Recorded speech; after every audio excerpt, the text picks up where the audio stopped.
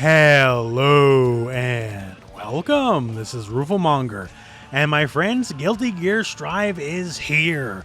People are finally starting to get their hands on the game, and with that, I'm going to make this video here, 10 essential tips for you to know. If you're new to the series in general, or maybe you played some of the other games but you're coming in to Strive pretty hot, this video will have a lot of tips that'll help you out big time in the game. So that said, let's start with our first tip. The first tip here, and this is a big one, is get into the fight. Guilty Gear rewards aggression more than anything else. While you can be defensive, well, it's not the intended play style. Like, even the simple act of walking forward builds you meter in this game. So they want you to go, go, go, attack, attack, attack. In fact, if you start playing too defensive and you're backdashing too much, see here it says danger, right? And your meter will slowly start draining, and if you keep away too much, you get a negative and you lose all your meter. So they very much want you to attack. And on the flip side of that coin, say the enemy is going to block everything, they're being defensive. Now if you look right above Nagoriyuki here, you can see this little pink bar, and every time he blocks, that bar is building. And that is what we call the risk meter. So it builds up and it's effectively extra damage for the opponent.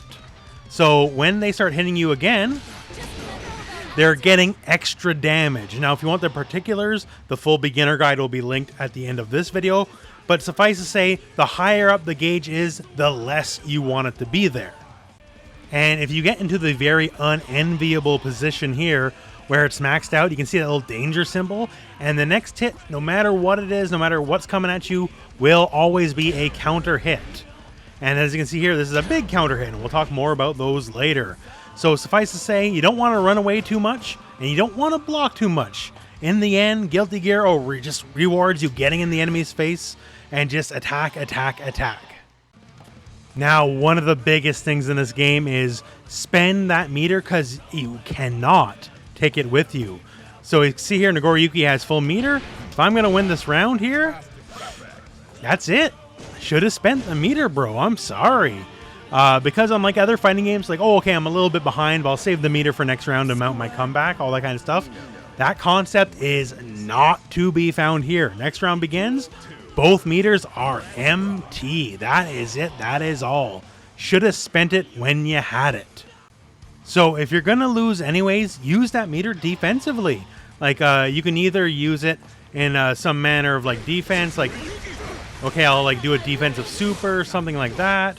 Or if the enemy's pressuring you, use your faultless defense. That negates all chip damage, which is very handy because there is chip kills in this game. And also it pushes the enemy back very far when they're attacking you. Or just use your yellow Roman cancel, which is Roman cancel while you're blocking, and it'll push them back and reset the neutral.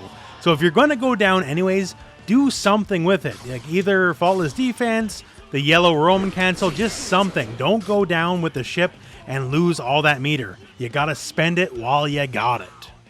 Now, the basics of combos here we call the Gatling system. Now, if you've come from other fighting games, specifically other anime fighting games, like say a Dragon Ball FighterZ or maybe even previous Guilty Gear series, strings don't work quite the same way. You can't quite go A into B into C like you could in other games. As soon as you start with A, you're done. You're not going into B and C. So what works in this game? Well, punches, they don't go into much besides themselves and command normals. So something like punch, punch, forward punch, punch, punch, forward, heavy slash. This is, specifically, but you get the idea. So punches can go into basically command normals, and that's it. The idea here is this. Small buttons equal small reward. Bigger buttons equal bigger rewards. So I can do this combo here. All well and good. I got a little bit of damage, right? And bigger buttons, well, they'll lead me to bigger damage. That's just how it works, right? Now kicks. Kicks can also go into command normals, and they can go into dust attacks. So a regular dust or, say, a sweep, right? So once again, smaller button, smaller reward. Slashes, now this is where things start getting real. So slashes can go into heavy slashes. So it'd be like a standing heavy slash or a crouching one. Don't particularly matter. If you're close, there's also for everybody a proximity version of slash where it's a different move if you're close. So slash can go, or rather close slash that is, can go into far slash, can go into heavy slash, as you can see there. So you get a lot more string opportunity and opportunities for much bigger damage. Heavy slashes, well, they don't go into too much by themselves, but the idea is with most heavy slashes, not all, but a lot of them, they have a pretty decent amount of range for whatever the character's buttons are, different character to character. Someone like Ino doesn't quite exactly match Nagoriyuki's range when it comes to heavies, right? But yeah, they're useful and a lot neutral, but combo-wise, you can like special cancel out of them, sure, but you can't so much go out of buttons. This is very different than previous Guilty Gears, so it will take some getting used to if you played previous games in the series, but that's the general kind of gist. Once again, small buttons lead to small rewards, bigger buttons lead to bigger rewards, especially with counter hits, and once again, we'll talk about that in a little bit.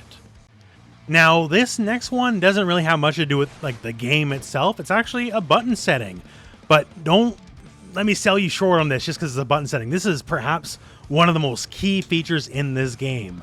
So I don't care if you're playing on pad or if you're playing on an arcade stick, like I'm playing on stick right now, but same deal for pad. They let you map dash to a button. Now you can also map Roman cancels and psych burst to a button, that's all great. But dash to a button specifically is amazing. So right now, if you look to the left, you can see my input history. So whatever buttons I'm pressing, right? And if I just press the dash macro by itself, no direction, I just automatically go forward. I don't even have to hit forward in the button. It just goes forward by itself. If I hit back in the dash macro, it's an instant backdash. I can hold back as well. So I don't have to double tap to do it, or double tap forward to run or dash, or depending on what character you are. You can just neutral dash button to move forward, hold back, and you get instant backdashes. Much the same in the air. So if I'm in the air, I can do this here, and it just does my dashes for me. Don't need to, burn out my wrist doing double motions here, just single motion. We've swapped out characters because Ino doesn't have a traditional air dash. But say normally an air dash, you jump and then you hit forward in the air, right? With this, you can just hit up forward and your dash macro button, or up back in your dash macro button, and you'll just easy instant air dash. No need to do the old trick, the 9-6 trick, where you jump up forward and immediately hit forward. You can just hit up forward in the button, and that's all there is to it. This makes mobility so much easier for everybody in the game. Like inside baseball here, I'm getting older myself, right? And my left wrist sucks more and more every year, so complicated motions with the arcade stick are not my favorite thing.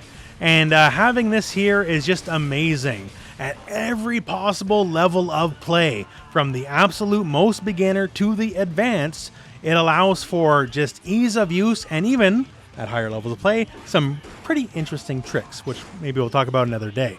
But yeah, so once again, just go to your button settings here. Whatever button you're not using, bind dash to it. Trust me, it'll make your life so much easier, and it'll make the game a lot more enjoyable for you. Now, to talk understanding the dust button. The dust button is the most varied button in this game because it does a lot of things. If you just tap it in and of itself, the animation's different for everybody, but it's an overhead attack, meaning you have to block this standing. If you hit down in dust, it's a sweep. So you have to block that crouching. So in and of itself, I guess you could say it's a bit of a 50-50. Either stand block or crouch block, right? Just depending on how you hit the button. Now, the standing version, you can hold it. If you hold it, well, you can see here, just did a little bit more damage, a little bit more cinematic. And it can knock the enemy up in the air if you specifically hold up. And from that point here, you will always have a stage transition. And you can also get a little bit of an air combo on the enemy.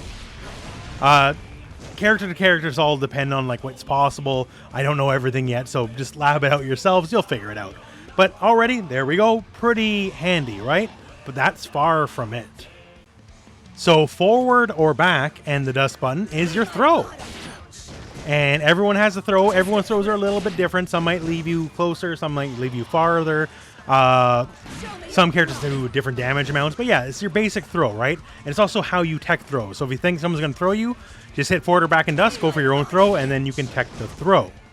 And the aerial dust, this is where it gets really special, because it's wildly unique character to character. No one's aerial dust does the same thing.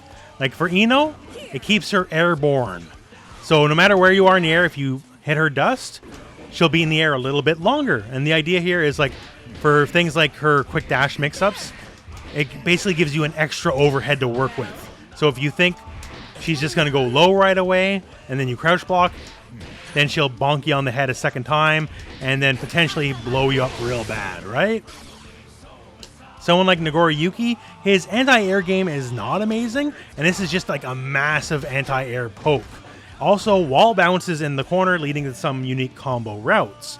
So all in all, between overheads, lows, throws, and all sorts of crazy aerial shenanigans that's different every character to character, the dust button is just simply one of the biggest and most important things to familiarize yourself in this game. Okay, now let's talk a big one here, forward and punch. So every character has forward and punch. Like, it might look different character to character, like it's a little choppier for Nagoriyuki, hitting you with the butt of the guitar for, here, but everyone has one, and the big thing is this. It has what we call upper body invincibility, meaning basically from like the waist up, your character is simply invincible. Now, it won't stop you from like getting thrown or something, so don't use it for that, but it's very handy in a multitude of situations. Not the least of which, if you come from other games that have like dedicated anti-air buttons, like say Dragon Ball FighterZ has down heavy, not so much in this game, right? But some characters, they have moves that are very good for anti-air. It could be a simple jab, it could be a command normal, it could be an uppercut or whatever, but this is the universal one. So if I have Nagoriyuki jump at me, right?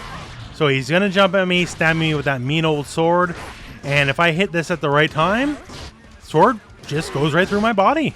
Now, if it hits me all the way at my feet, then there's trouble, because once again, it's only upper body invincibility, right? Not lower body.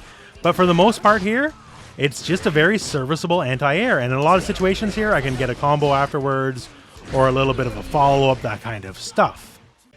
Now, keeping in mind with it being upper body invincibility, it's not just for jumps.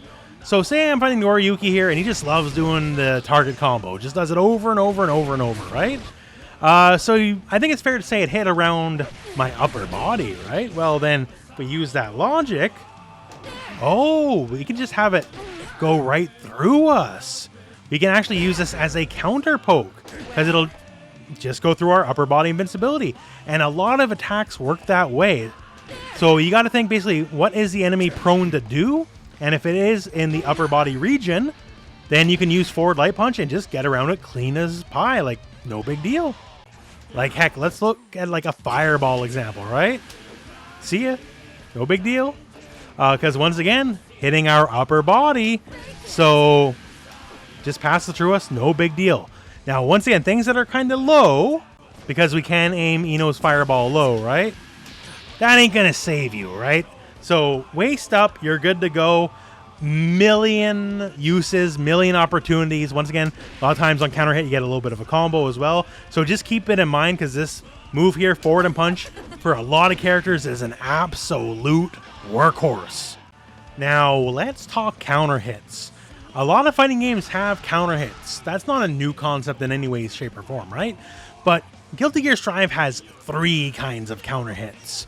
We have counter hits for light attacks, so punches and kicks. We have counter hits for medium attacks, so slash, which is a bit more substantial. And we have the heavy counters for heavy slash attacks, which, well, in case you don't see it across the screen, the game really wants to let you know you got that one. Now, there's a couple of things with counters. Like, yeah, you do more damage. So, like, basic jab here, Potemkin, 29 points of damage, it says, versus Nagoriyuki. If we turn on our counter hit here, and now all of a sudden, boom, 31, right? So depending on the move, you just do more damage. That's all good. That's all welcome, right? But the big thing here is this. It gives you lots of new combo opportunities. So Potemkin, close, stand, slash. It has this like kind of dunking punch, right? But like I couldn't combo into it twice. Or can I? Now with the power of counter hit, and we have this little bit of time stop added, right? Now all of a sudden, it does combo into itself.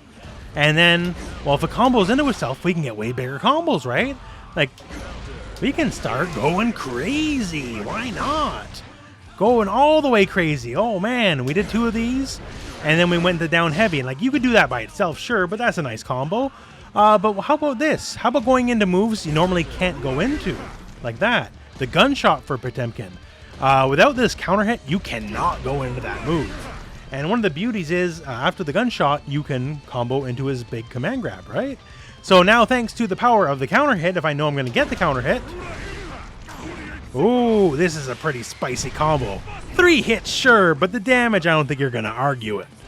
And when it comes to heavy slashes and stuff, thanks to this extra time stop, it allows for things that are just not even possible. Like, once again here, Potemkin example. If I were to go for a Hammerfall, right?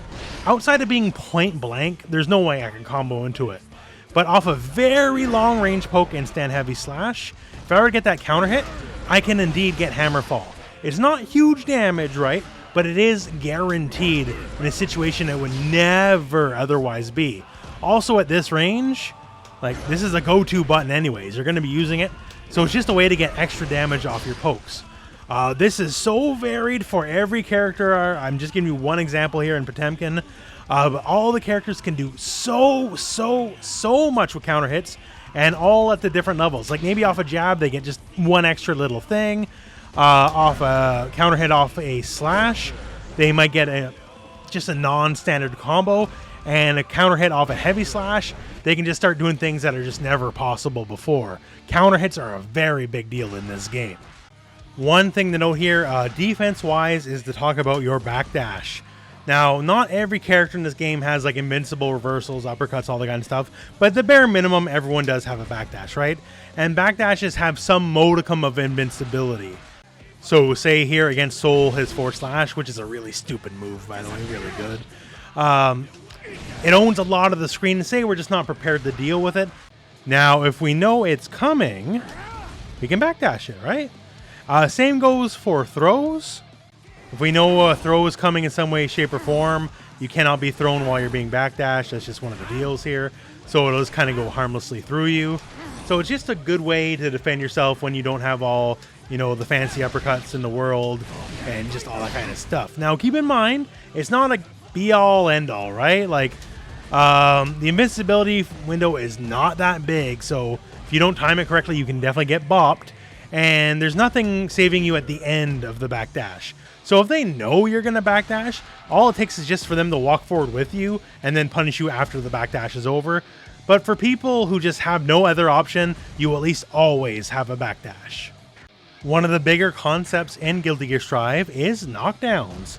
Now in any fighting game, getting your knockdown, super critical, super important, right? But the thing is, in Guilty Gear Strive, knockdowns, there's basically only 2 kinds. Knockdowns that you get to recover from right away, like say something like this.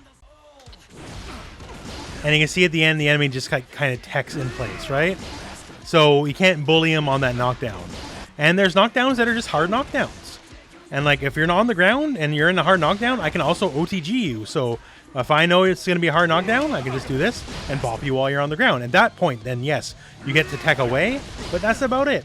In a lot of other games, to get that hard knockdown, it's a super precious resource. You got to spend meter, do a really dirty setup or something.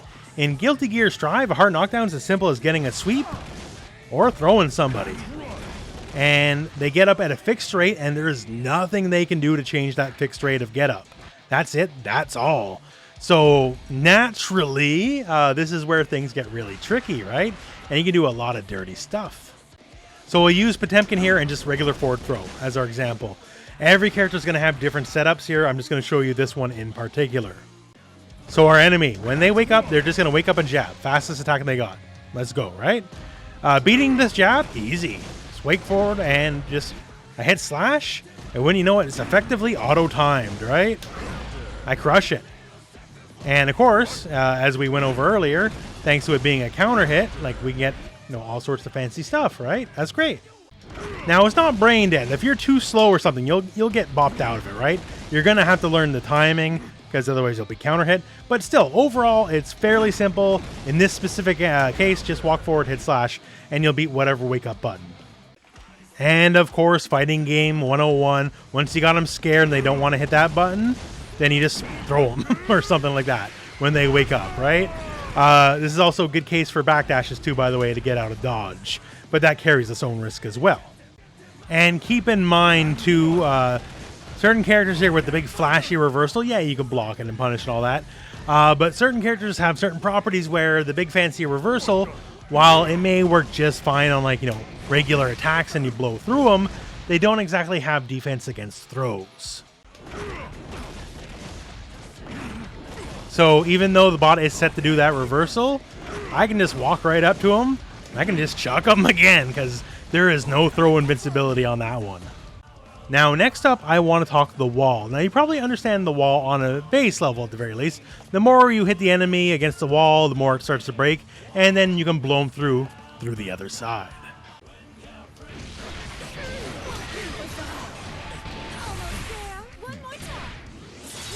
And when you break the wall, then you get the positive bonus. That's all well and good. You regain your meter at a very fast pace. But one thing to notice here real quick, take a look at Nagoriyuki when he lands from the wall break. He's landing right away on his feet. No big deal. Like, we've reset the neutral, right? But there's a little trick here. In a lot of wall combos, when you do the wall break, if you can afford it, try ending your wall break with a super. Because on top of, just a little bit more damage, there's actually an interesting result. Now when he lands,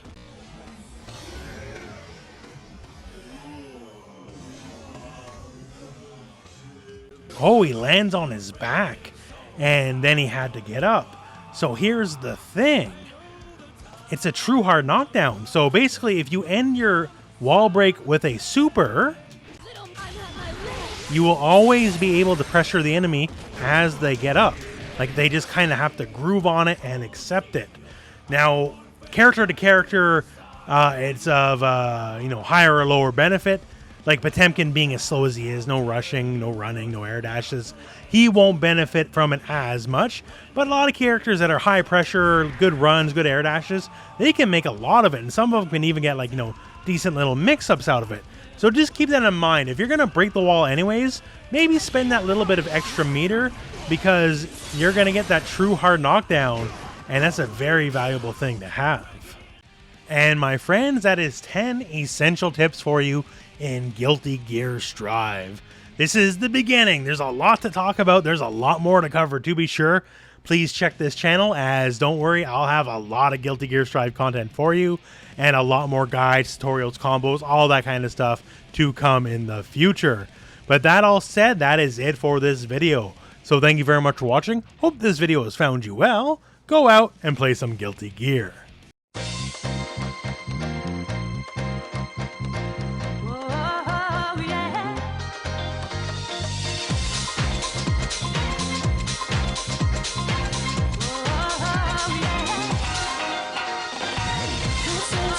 Yeah.